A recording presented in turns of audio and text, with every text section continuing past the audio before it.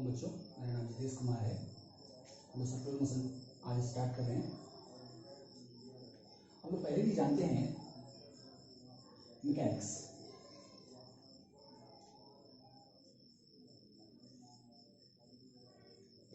Study of rest and motion. हमने कहा था if body changes its position with respect to time and with respect to an observer that is frame of reference, then it is said to be in motion, otherwise it is said to be in rest. यानी अगर कोई object वक्त के साथ और किसी observer यानी कि जिसको हम लोग फ्रेम ऑफ रेफरेंस भी कहते हैं और दूसरे की फ्रेम ऑफ रेफरेंस की बात करते हैं इनर्शियल और नॉन इनर्शियल के रिस्पेक्ट में अपना पोजीशन चेंज कर रहा है तो हम उसको बोलते हैं मोशन में है। नहीं चेंज कर रहा है तो रेस्ट में है। और इसी रेस्ट एंड मोशन के अध्ययन को हम लोग बोलते हैं मैकेनिक्स। पर हमने मैकेनिक्स को भी क्लासिफाई किया था, आपको याद होगा, दो पार्ट्स में, काइनेमेटिक्स डायनामिक्स एंड तीसरा पार्ट था स्टैटिक्स। अगर हम लोग मैकेनिक्स की बात करते हैं तो रेस्ट एंड मोशन की बात करते हैं। और आप जानते हैं कोई बॉडी अगर रेस्ट में ही है तो उसकी अध्ययन थोड़ी सी अलग तरीके से होती है, या अभी आप कहें कि क्या अध्ययन करें, हम अपने लेवल पे तो कुछ ज्यादा बातें नहीं करेंगे, मोशन में बातें करेंगे। तो मोशन में है तो फर्दर मोशन को भी क्लासिफाई किया गया है। आप कह सकते हैं तीन पार्ट में। ट्रांसलेशनल मोशन कह सकते हैं, हम लोग पढ़े हैं ऑलरेडी, हम लोग ट्रांसलेशनल मोशन कह सकते हैं, रोटेशनल मोशन कह सकते हैं, या इन दोनों का कॉम्बिनेशन रोलिंग मोशन कह सकते हैं। हम लोग जानते हैं काइनेमेटिक्स हमने कहा था deals with the geometry of motion, dynamics deals with the cause of motion. यानी कि अगर कोई पार्टिकल मोशन में है तो दो पहलू हैं। एक पहलू, मान लीजिए कि कोई बाइक यहाँ 10 बजे चला और मोतिहारी 12 बजे या 1 बजे पहुंच गया, तो मैं आपसे एक सवाल कर सकता हूं कि इस दौरान उसका स्पीड क्या था। इवेंट है यहां से मोतिहारी गया। दूसरा, इस दौरान कितना वक्त लिया है, या इस दौरान उसका एक्सेलरेशन क्या था, है ना, या इस दौरान कितना डिस्टेंस ट्रेवल किया है। इस तरीके के सवालों को किया जाए, ठीक है। दूसरा बात यह हो सकता है कि बाइक चल कैसे रही है, कौन सा मैकेनिज्म हमने इस्तेमाल किया जो बाइक चल रही है, व्हील को ऐसा कौन सा पावर मिल रहा है कि वो रोटेट कर रही है कि नहीं, रोड से और उस टायर का क्या कनेक्शन है कि नहीं, क्या उसका स्पीड मेंटेन हो रहा है। ये अलग अलग बातें हो सकती है। तो एक पहलू तो ये कि बिना कॉज जाने हम उसके बारे में अध्ययन कर रहे थे कि उसका स्पीड क्या है, टाइम क्या है, एक्सेलरेशन क्या है। और दूसरा, कॉज की तलाश कर रहे थे, उसको डायनामिक्स में हमने अध्ययन किया। और इन्हीं दोनों को जो आप छोड़ देंगे, एक ऐसा भी आता है जब ना बॉडी मोशन में तो नहीं है लेकिन ढेर सारे फोर्सेस उस पर एक्ट कर रहे हैं और उसके अलग अलग इफेक्ट्स को, उसके डिफेक्ट्स को, डिफॉर्मेशन को भी हमें पढ़ना रहता है। और उस ब्रांच को हम लोग स्टैटिक्स में पढ़ते हैं। मेनली जो इक्विलिब्रियम स्ट्रक्चर है, ब्रिजेज हो गए, रोड्स हो गए, घर हो गए, कैसे बनते हैं, इसकी मैकेनिज्म है वहां। फिर आते हैं फर्दर मोशन में भी हमने कहा था ट्रांसलेशनल मोशन। अगर कोई पार्टिकल ऐसे मूव कर रहा है या कोई बॉडी ऐसे मूव कर रहा है कि उसके सभी पार्टिकल का लाइन ऑफ मोशन एक स्ट्रेट पाथ पे, या यू कैन से दैट कि पैरेलल हो, है कि नहीं, सर्कुलर नहीं हो, तो ट्रांसलेशनल मोशन है। और सर्कुलर मोशन हो गए तो रोटेशनल मोशन हो गए। और इस दोनों का कॉम्बिनेशन हमने कहा था रोलिंग मोशन। ट्रांसलेशनल मोशन यानी कि काइनेमेटिक्स, ट्रांसलेशन काइनेमेटिक्स तो हम लोग ऑलरेडी पढ़े हुए हैं। ट्रांसलेशनल डायनामिक्स भी ऑलरेडी पढ़े हुए हैं, यानी पार्टिकल डायनामिक्स, जहां पे लॉज ऑफ मोशन की बातें हम लोगों ने किया था, फ्रिक्शन की बातें किया था हम लोगों ने। नाउ मैकेनिक्स का दूसरा पार्ट हम लोग स्टार्ट करने जा रहे हैं, रोटेशनल मोशन। उसमें काइनेमेटिक्स एंड डायनामिक्स दोनों देखेंगे। सर आपने हेडिंग दिया है सर्कुलर मोशन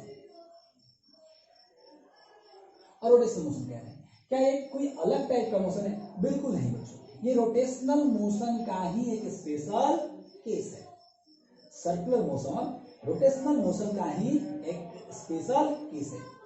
रोटेशनल मोशन में आमतौर पे हम एक रिजिड स्ट्रक्चर यानी रिजिड बॉडी लेते हैं जिसके शेप एंड साइज को भी हम लोग कंसीडर करते हैं।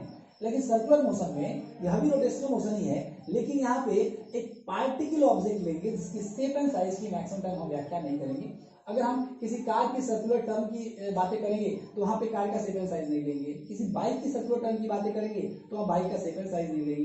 बाइक का शेप एंड साइज ले लेंगे तो वहां रोटेशनल मोशन मेन बातें आ जाएगी। एक स्पेशल केस है जब उसकी शेप एंड साइज को नेग्लेक्ट कर रहे हैं, यानी in comparison with the track, in comparison with the dimension of the track, the dimension of the object बहुत स्मॉल होगा, इस केस में हम उसको सर्कुलर मोशन में अध्ययन करते हैं। मैं अगर आपकी सर्कस की बात कर रहा हूँ कि कैसे डेथ वेल में वो बाइक को घुमाते हैं, कार को घुमाते हैं, तो वहां पे भी बाइक और कार का मैं शेप एंड साइज कंसीडर नहीं करूंगा, इसको हम सर्कुलर मोशन में अध्ययन करेंगे। बस तो सर्कुलर मोशन को आप कह सकते हैं it is an special case of rotational motion. दूसरे शब्दों में कह सकते हैं, आप सर्कल जानते हैं, है कि नहीं?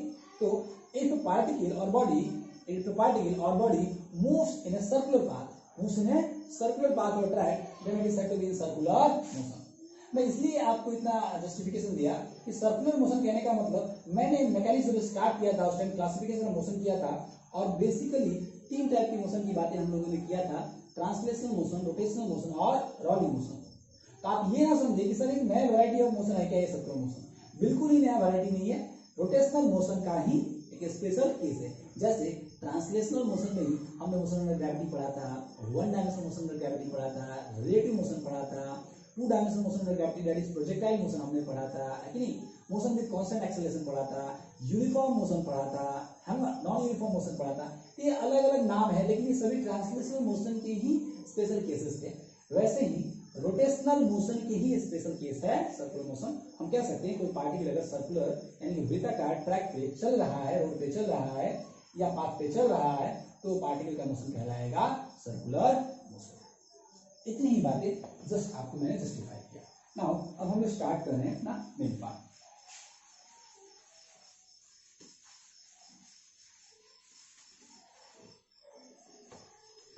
आज की क्लास में सबसे पहले हम लोग पढ़ने वाले हैं टॉपिक एंगुलर पैरामीटर्स। यहां पे भी सर्कुलर मोशन को भी हम लोग 2 पार्ट में बांट के पढ़ेंगे बच्चों। जैसे हर को सभी मोशन को 2 पहलू होता है, एक तो बिना कॉज जाने उसके इफेक्ट की बातें हम लोग करते हैं कि क्या क्या हो रहा है ऐसा होने से, और दूसरा उसकी कॉज की तलाश करते हैं। तो जब इफेक्ट की बात करते हैं, आप जानते हैं काइनेमेटिक्स की बातें करते हैं, तो आप काइनेमेटिक्स ऑफ सर्कुलर मोशन पढ़ेंगे, काइनेमेटिक्स ऑफ सर्कुलर मोशन पढ़ेंगे। एंड दूसरा पार्ट जब उसकी कॉज की, मोशन की कॉज की बातें करेंगे, तो आप इसी को बोलेंगे dynamics of circular motion, of circular motion. So kinematics of circular motion हम लोग स्टार्ट करेंगे। And kinematics of circular motion में पहला हमारा टॉपिक रहेगा angular parameters.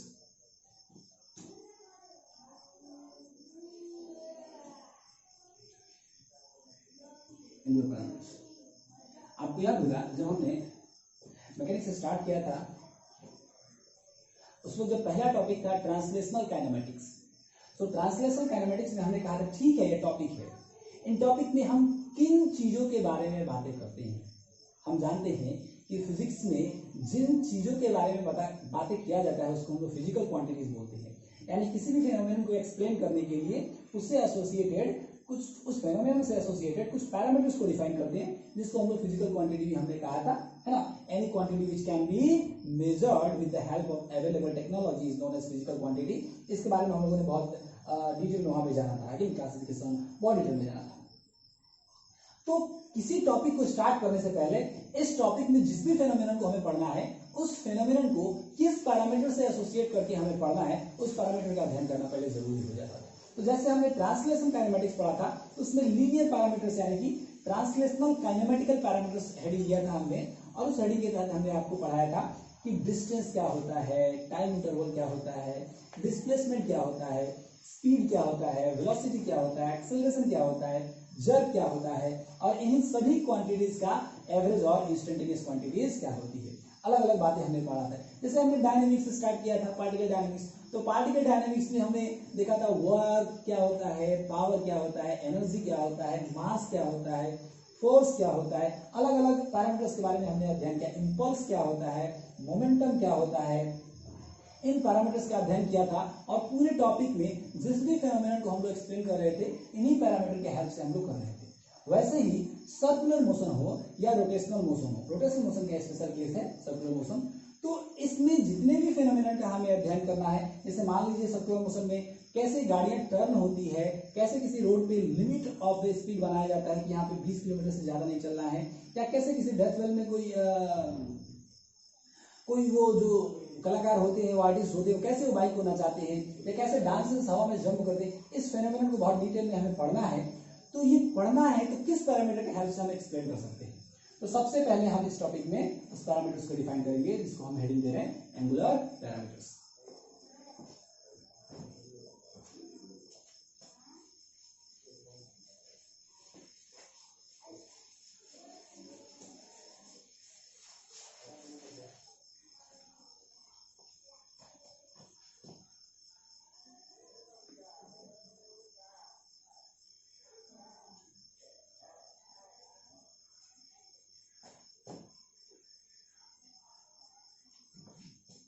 Angular parameters.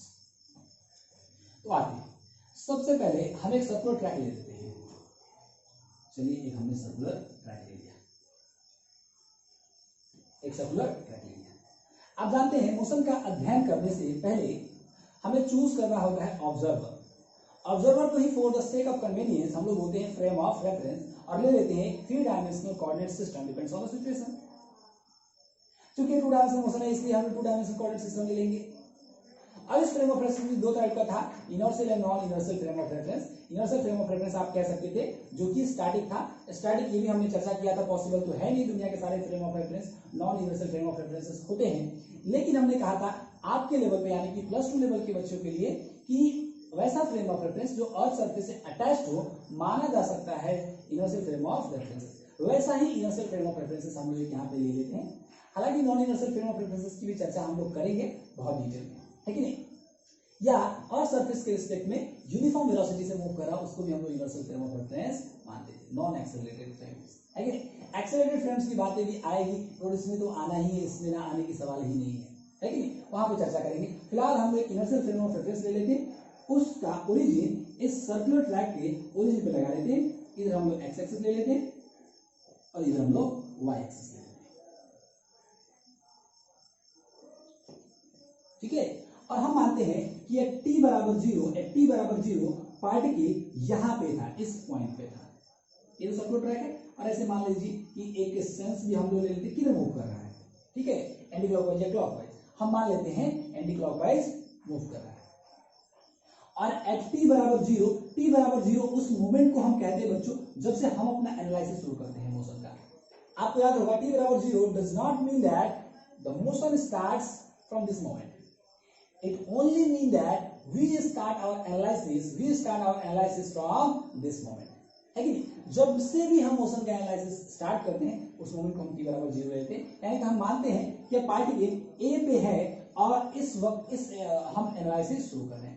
Certain time t के बाद यानी किसी time t at a time t के बाद यह पार्टिकल b पे पहुंच गया, यह पार्टिकल b पे पहुंच गया। यहां पे भी सेंटर से एक हम लोग लाइन ड्रॉ करते हैं, ये पार्टिकल बी पे पहुंच गया सर्टेन टाइम t पे, यानी कि आप कह सकते हैं टाइम इंटरवल की बातें करेंगे तो final time t minus initial time 0 that is b पे पहुंच गया। अब मैं आपसे एक सवाल पूछूं कि a से b गया तो मैं आपसे एक सवाल पूछ सकता हूं कितना डिस्टेंस ट्रैवल किया। तो आप ट्रांसलेशन काइनेमेटिक्स के नॉलेज से आप ये कह सकते हैं सर a से b एक स्ट्रिंग रखिए और इस स्ट्रिंग के लेंथ को the actual path length travel by the particle is known as distance, आप बता देंगे।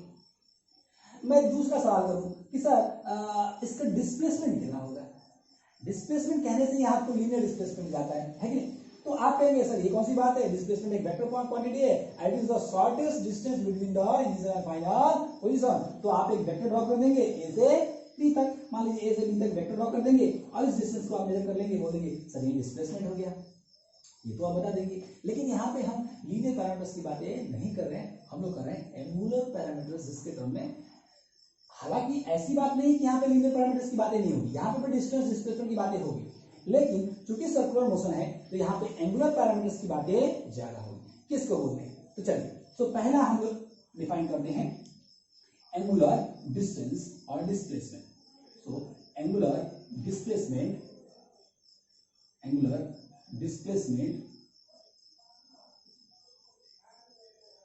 and angular distance,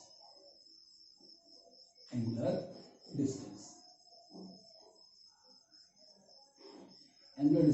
angular distance। अब देखिए यहाँ पे एंगुलर डिस्टेंस कहते हैं, मान लीजिए कि इनिशियल पॉइंट यहाँ पे ए पे था पार्टिकल, सेंटर से यानी कि ओरिजिन से आप एक लाइन ड्रॉ कीजिए, इस लाइन को हम लोग रेफरेंस लाइन भी बोलते हैं, इस लाइन को हम लोग रेफरेंस लाइन भी बोलते हैं, रेफरेंस लाइन बोलते हैं। हम कहते हैं ए से बी गया, बी पे भी एक लाइन ड्रॉ कीजिए सेंटर से, तो ये ए से बी जाने में जो ए बी आर्क है, जितना एंगल सेंटर पे सबटेंड किया है, यानी angle drawn by this arc length A B, angle subtended by this arc length A B on the centre, यानी कि दूसरे शब्दों में कह सकते हैं angle covered by the particle in moving circular track, the given circular track at the center is defined as angular displacement, यानी कि यह आर्क लेंथ द्वारा जो इस सेंटर पे एंगल सबटेंड हो, जिसको हम थीटा बोले, इसको हम लोग बोलेंगे एंगुलर डिस्प्लेसमेंट, एंगुलर डिस्प्लेसमेंट, यानी कि एंगुलर डिस्प्लेसमेंट हम लोग इसको बोलेंगे। आप इसको डेफिनेशन देना हो तो आप दे सकते हैं, angle subtended by the linear distance from A to B at centre, ठीक है, इसको हम लोग बोलते हैं एंगुलर डिस्प्लेसमेंट। और इसी डिस्प्लेसमेंट का अगर मैग्नीट्यूड ले लें आप, इसी डिस्प्लेसमेंट का अगर मैग्नीट्यूड ले लें तो ये हो जाता है डिस्टेंस, ये हो जाता है डिस्टेंस, यानी कि magnitude of the angular displacement, हम इसको एंगुलर डिस्टेंस लिखते हैं। ठीक, आप एक बात को यहाँ पे डिफरेंस समझिएगा, जिस तरह वहां लीनियर डिस्टेंस था, डिस्प्लेसमेंट था, वहां एंगुलर डिस्प्लेसमेंट है, जिस तरह वहां लीनियर डिस्प्लेसमेंट था, यहाँ पे एंगुलर डिस्प्लेसमेंट है। वहां पे हम लीनियर शब्द का इस्तेमाल नहीं करते थे, सिर्फ डिस्प्लेसमेंट शब्द का इस्तेमाल करते थे, डिस्टेंस शब्द का इस्तेमाल करते थे, लेकिन वहां लीनियर हिडन था। जैसे हमें 3 लिखते हैं और -3 लिखते हैं, तो 3 लिखते समय हमें पता है कि यहाँ +3 है, प्लस बोले या ना बोले, वैसे ही वहां पे हिडन था, लीनियर था। यहाँ पे एंगुलर की बातें कर रहे हैं सिमिलर मैनर पे। एक और डिफरेंस मैं आपको वहां पे बताऊं तो वहां पे लीनियर डिस्प्लेसमेंट और लीनियर डिस्टेंस ऑलवेज इक्वल नहीं था, इक्वल था in case of straight line, बाकी सारे केसेस में अनइक्वल था, यानी कि डिस्टेंस बड़ा था डिस्प्लेसमेंट से। लेकिन यहाँ एक फैक्ट आपको याद रखना है कि angular displacement always angular distance के बराबर होगा, angular displacement always angular distance के बराबर होगा, क्योंकि ये एंगल है और यहाँ कम और ज्यादा नहीं है। किसी भी बात से जाए, अगर आप वहां पे गए हैं तो इनिशियल रे वही है और फाइनल रे वही है, और दोनों के बीच का अमाउंट ऑफ रोटेशन वही है, और इसलिए यहाँ पे मैग्नीट्यूड की बातें नहीं चेंज हो रही है। आप डायरेक्शन कह सकते हैं कि डिस्प्लेसमेंट में डायरेक्शन होगा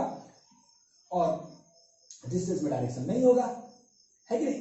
सो एंगुलर डिस्प्लेसमेंट। नाउ दूसरा टॉपिक हम लोग बात करें यहाँ पे एंगुलर वेलोसिटी। अब जब आप एंगुलर वेलोसिटी की बातें करेंगे तो 2 बातें करना पड़ेगा आपको।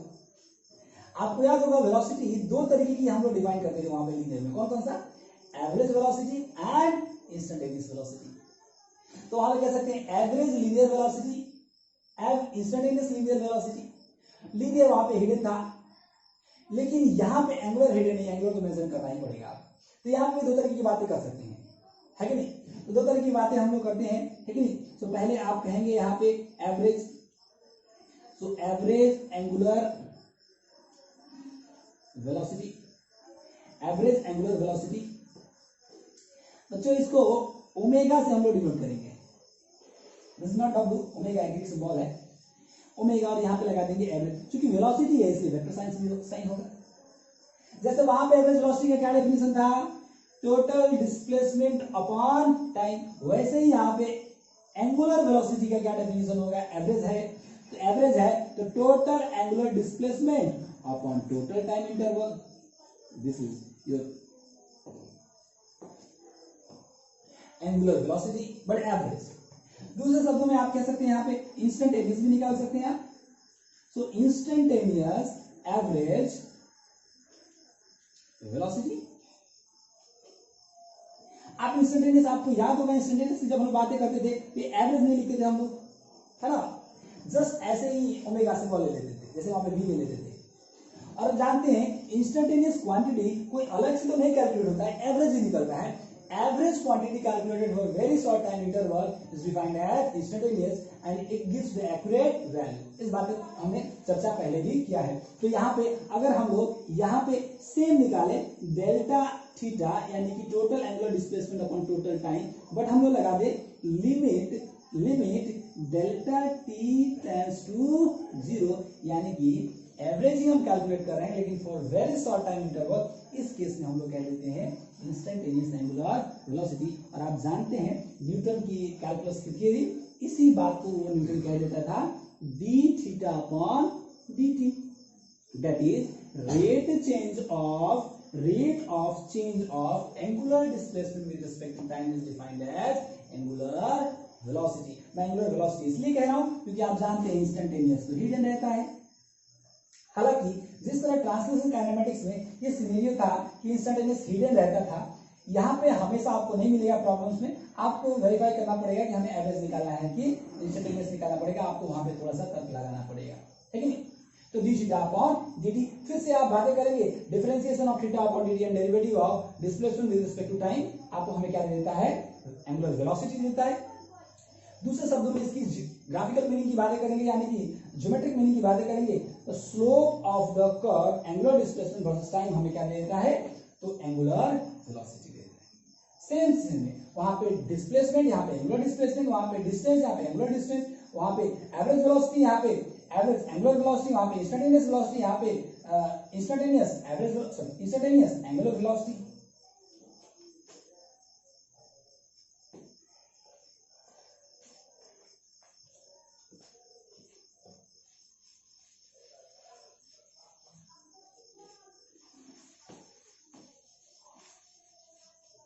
फिर यहां पे हम लोग डिफाइन कर सकते हैं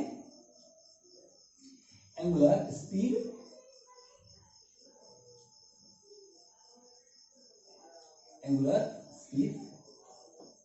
अब यहां पर भी दो तरह की बातें करेंगे, एंगुलर स्पीड की दो तरह की बातें करेंगे, एक तो एवरेज की बातें करेंगे एंड इंस्टेंटेनियस की बात करेंगे। तो average angular speed,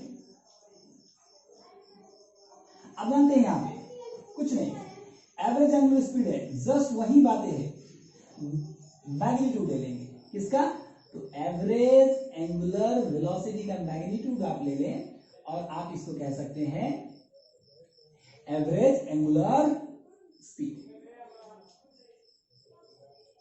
nothing else. दूसरी बात यहां पे भी करेंगे, एवरेज नॉट एवरेज, इंस्टेंटेनियस बातें करेंगे, इंस्टेंटेनियस एंगुलर, इसकी जरूरत नहीं है, angular speed, angular velocity, angular displacement याद रखिए, काम चल जाएगा। एवरेज इंस्टेंटेनियस की चर्चा तो हमने ऑलरेडी किया है, जस्ट मैं आपको डिफरेंशिएट कर रहा हूं, ठीक है। सो इंस्टेंटेनियस एंगुलर स्पीड की बातें करेंगे, तो यहां पे भी वही हो जाएगा बच्चों, मैग्नीट्यूड ले लेना है, rate change of angular distance with respect to time is known as instantaneous angular speed. आप चाहें तो इंस्टेंटेनियस को हाइड कर सकते हैं, बिकॉज ये बोलने की भी जरूरत नहीं है, लेकिन सिचुएशन के अनुसार हम लोग देखेंगे। सो हमने यहाँ पे अभी तक डिस्प्लेसमेंट देखा, angular displacement, angular distance, angular velocity, angular speed, और इन दोनों के एवरेज और इंस्टेंटेनियस वैल्यूज।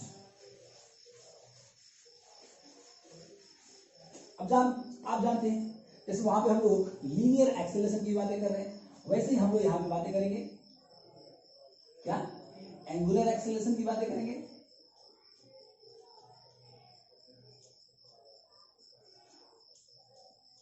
एंगुलर एक्सेलरेशन की बातें करेंगे, तो एंगुलर एक्सेलरेशन की जब हम बातें करेंगे तो आपको मैं बता दूं कि एंगुलर एक्सेलरेशन वही हो जाएगा, क्या हो जाएगा, सो रेट, इसमें भी दो तरह की बातें आप करना चाहे तो कर सकते हैं, कुछ दिक्कत नहीं है कि हर जगह कर सकते हैं। एवरेज, हालांकि इसमें इतनी जरूरत नहीं पड़ती है, आप सिचुएशन से समझ जाएंगे। एवरेज एंगुलर एक्सेलरेशन की बात करेंगे हम लोग, तो आप जानते हैं एक्सेलरेशन का क्या डेफिनेशन था, change in velocity upon time, वैसे यहां पे डेफिनेशन होगा change in angular velocity with respect to time. इसको हम लोग बोलते हैं एंगुलर एक्सेलरेशन, जिसको हम लोग डिफाइन करते हैं अल्फा से, क्योंकि एक वेक्टर है तो वेक्टर और एवरेज ले रहे हैं तो एवरेज, यानी कि ratio of change in angular velocity to time interval defined as average angular acceleration. इसका भी आप अगर निकालना चाहें एवरेज एंगुलर एक्सेलरेशन का, तो आप निकाल सकते हैं यहां पे इंस्टेंटेनियस एंगुलर एक्सेलरेशन। इंस्टेंटेनियस में आप जानते हैं सिंबल में एवरेज का हटा देते हैं, सेम सिंबल ले जाता है, और इंस्टेंटेनियस में भी एवरेज ही निकालते हैं हम लोग बच्चों, लेकिन for very short time interval that is limit delta T tends to 0 delta omega upon delta t. और आप जानते हैं इसी बात को न्यूटन ने एक नया सिंबल दे दिया, एक नए ऑपरेटर के टर्म में लिख दिया, दैट इज डिफरेंशियल ऑपरेटर के टर्म में d omega upon d t. और कह दिया rate of change of angular velocity with respect to time is defined as angular acceleration. Simple बातें हैं। जैसे वहां पे डिस्प्लेसमेंट था, यहाँ पे एंगुलर डिस्प्लेसमेंट है, जहां से वहां पे डिस्टेंस था, यहाँ पे एंगुलर डिस्टेंस है। जैसे वहां पे वेलोसिटी था, यहाँ पे एंगुलर वेलोसिटी, जैसे वहां पे एक्सेलरेशन था, यहाँ पे एंगुलर एक्सेलरेशन है, स्पीड भी है, और एवरेज एंड इंस्टेंटेनियस अलग अलग बातें हैं, ये आपको समझना है। तो जिस तरीके से हम लोग ट्रांसलेशन काइनेमेटिक्स में बातें करते थे बच्चों कि कोई बॉडी मूव कर रहा है, कोई पार्टिकल मूव कर रहा है, सर्टेन टाइम में इतना डिस्टेंस ट्रैवल किया तो उसका एक्सेलरेशन क्या है, वेलोसिटी क्या है, इन्हीं पैरामीटर्स के बारे में बातें कर रहे थे। वैसे ही सर्कुलर मोशन में भी हम लोग ऐसे ही बातें करेंगे कि कोई कार है और ये टर्न कर रहा है तो कितना स्पीड होना चाहिए, इतना स्पीड है तो स्लाइड करेगा, स्किड करेगा कि नहीं करेगा, कैसे, या इतना स्पीड से जाएगा तो सर्टेन डिस्टेंस कैसे ट्रैवल करेगा, ये ट्रैक है तो क्या एक्सेलरेशन होना चाहिए, इतने बड़े ट्रैक पे चलने के लिए कितने एक्सेलरेशन को मेंटेन करना चाहिए, चाहे या ये कह सकते हैं कि इतना बड़ा ट्रैक है कि नहीं, इससे और बड़ा ट्रैक करने के लिए कितना एक्सेलरेशन उसको इंक्रीज करना चाहिए। इस तरीके के सवालों का जवाब इसमें ढूंढेंगे, लेकिन उसमें फिर वही आएगा। इन पैरामीटर्स के मदद से ही हम उन चीजों को एक्सप्लेन करेंगे, angular displacement, angular distance, angular velocity, angular speed, angular acceleration, इन्हीं टर्म्स के बारे में हम लोग उसको एक्सप्लेन करेंगे। तो थैंक यू वेरी मच। आज के लिए यहीं पे रुकेंगे हम लोग, आगे की बातें आगे करेंगे।